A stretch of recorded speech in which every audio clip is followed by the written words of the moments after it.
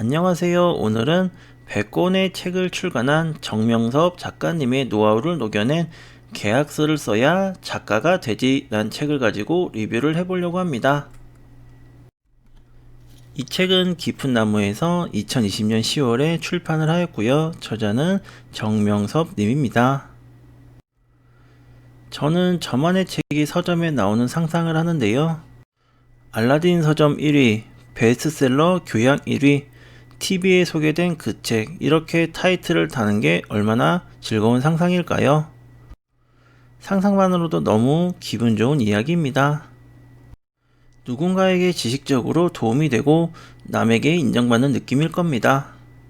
그런데 책을 잘 쓰기만 하면 책 출판이 되는 거 아닌가요? 왜 계약서를 써야 한다고 주제를 잡았을까요? 신춘문예와 두고 신인 작가가 출판을 한다면? 작가님, 저는 신인 작가를 꿈꾸고 있는데요. 제가 출판을 할 수가 있을까요? 출판사의 입장에서 보면 국내 작가의 첫 책은 여러모로 폭망의 위험성이 높습니다. 따라서 계약서를 손에 넣으려면 일단 글을 아주 잘 써야 됩니다. 이미 베스트셀러 국내 기성 작가의 원고를 통해 편집자들은 눈이 높아졌는데요. 글을 잘 쓰는 정도가 아니라 우리 출판사에서 꼭 내야 한다는 당위성을 가지게 만들어줘야 됩니다. 출판사 편집자는 일종의 도전의식을 가지고 있는데요. 유명한 작가의 작품이 아닌 자신이 발굴한 신인 작가를 선보이고 싶은 그런 도전의식이 있습니다. 그럼 어떤 출판사의 책을 내야 할까요? 출판사는 신인 작가의 책을 별로 내고 싶어 하진 않아요. 인플루언서나 셀럽을 제외하고는 이름이 알려져 있지 않은 사람이 쓴 책이 알아서 나갈 확률은 매우 희박합니다. 신인 작가가 화려하게 등장하는 경우도 많이 봤는데요. 성공한 신인 작가가 백조처럼 우아하게 관심의 무리에 여유있게 떠있는 반면 무관심의 수면 아래는 실패한 신인 작가들로 발 디딜 틈이 없습니다. 출판사는 그럼에도 불구하고 신인 작가의 책을 내고 싶어 하는데요. 아까 말한 사명감이 있기 때문입니다. 아울러 외서나 기성 작가의 책만 내기에 애매모호한 상황에 신인 작가 발굴이라는 모험을 하게 되죠. 초보 작가가 계약서를 받으려면 어떻게 해야 할까요?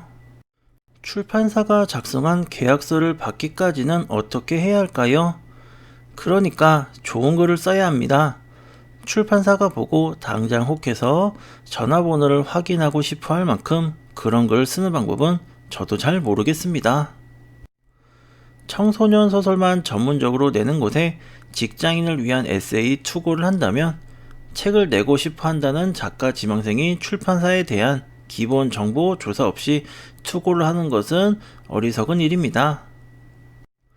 이렇게 열심히 노력을 하는 나를 몰라주고 이상한 작가의 책이나 내고 원고를 보냈는데 한두 달은커녕 서너 달이 지나도 연락이 없는 것에 서운해하지 마세요.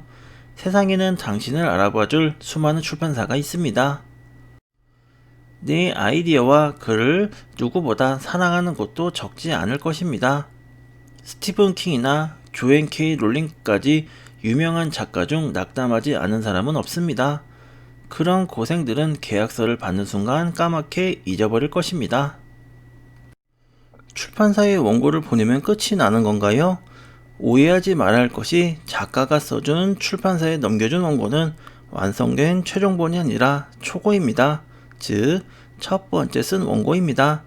초고에 관한 유명한 이야기는 초고는 쓰레기다 라는 것인데요. 작가가 쓴 초고는 감정의 덩어리 그 자체입니다. 냉철함을 무기로 하는 편집자가 그걸 보고 정리를 해주는데요. 창작자는 등장인물이 무슨 생각을 하는지 다 알고 있지만 다른 사람은 그걸 알 턱이 없습니다. 초고는 얼마나 걸렸던지에 상관없이 고칠 각오를 해야 하고 출판사에서 수정 요청이 들어온다면 성실하게 최선을 다해 수정해야 합니다.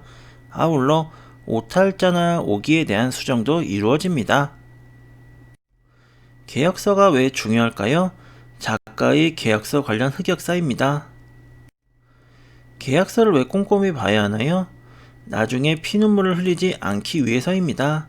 지금이야 100권이 넘는 책을 썼지만 나 역시 계약서에 관한 흑역사가 몇 개가 있는데요. 습작생 시절 작가가 된다는 생각에 계약서 내용도 보지 않고 서명을 했는데 이상한 낌새가 느껴졌지만 이미 서명을 한 이후라 빼도 박도 못해서 한동안 고생을 했던 기억이 있습니다. 계약 내용이 몇 년 동안 쓴 원고에 대한 권리를 에이전시가 모두 소유한다는 것인데요. 심지어 계약금 한 푼도 없이 말입니다. 울며 겨자 먹기로 원고를 줬는데 이리저리 고치라는 말만 했습니다. 지친 나는 결국 직접 출판사에 초고를 했는데 에이전시가 분명 원고를 건네줬다고 한 출판사였는데 원고를 받은 적이 없다는 황당한 답변을 들었습니다. 이에 에이전시에 따졌지만 어물쩍 넘어가려고 했습니다. 다음 흑역사는 중간에 소개해준 분의 체면을 생각해서 계약서를 제대로 살펴보지 않고 서명을 했는데요. 계약서에는 성금을 비롯해 계약금은 한 푼도 없고 나중에 콘텐츠가 나와 판매하면 약정한 금액을 준다는 것이었습니다. 문제는 콘텐츠라는 게 몇 달 동안 시간을 투자해야 만들어진다는 것인데요. 결국 돈은 한 푼도 못 받고 일을 했고 잘 팔리지 않은 탓에 콘텐츠가 완성되고 난 이후에도 제대로 보상을 받지 못하였습니다. 두 가지 사례 모두 나에게 책임이 있습니다. 상대방이 나에게 계약서에 서명하라고 협박한 것이 아니었기 때문이죠. 단지 사실대로 알려주지 않은 사항이 몇 개 있을 뿐이지만 서명을 하는 것으로 끝나고 맙니다.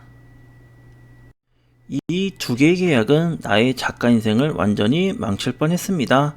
그리고 주변에는 계약 문제로 스트레스를 받다가 두려움 탓에 더 이상 글을 쓰지 못하게 된 사람들을 보았습니다. 자신의 꿈을 포기한 채 사라질 수도 있다는 거죠. 그래서 에세이 출판을 제안받았을 때 계약서라는 주제를 머리에 떠올렸습니다. 나처럼 바보같이 서명해서 고생하지 말라는 의미로 말입니다. 계약서는 서명하기 전에 모든 검토를 끝내야 합니다. 이 계약이 합리적인지 혹은 나에게 도움이 되는지에 대한 확신이 있어야 합니다.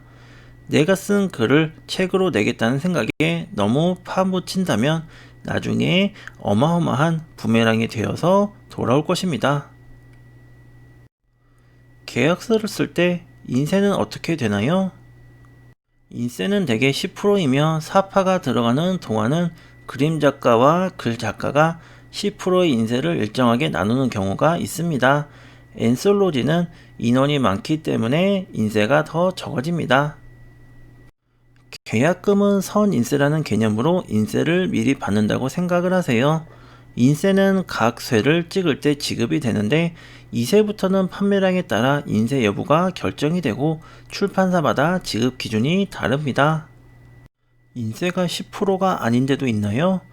보통은 10%인데 간혹 신인작가라는 이유로 10% 이하를 제시하는 경우도 있습니다. 하지만 최대한 양보해도 7에서 8%가 마지노선입니다. 그 이하라면 진짜 계약을 재고하세요. 선인세가 적은 경우도 있나요? 보통 출판사들은 계약서를 작성한 후에 다음날 내지는 한 달 안에 선인세 계약금을 지급하는데요. 100에서 200만원 정도입니다. 100만원보다 더 줄이려고 하는 데도 있겠지만 그래도 최소 100만원은 유지를 하려고 노력해보세요. 오늘의 리뷰는 끝이고요. 출판 시 제일 중요한 계약서를 다룬 에세이였습니다. 계약서를 사인 잘못하면 작가로의 인생을 망칠 수도 있다는 말이 머리에 남습니다. 초보 작가들이 어떤 것을 준비해야 하는지에 대해서 자세히 알 수 있어서 좋았고요. 저도 혹시라도 책을 쓴다면 꼭 계약서를 쓰도록 열심히 준비하려고 합니다. 매번 시청해 주셔서 감사합니다. 저희 개인 유튜브 채널도 운영하고 있으니까 한번 방문해 주시면 좋을 것 같습니다. 매번 시청해 주셔서 감사합니다.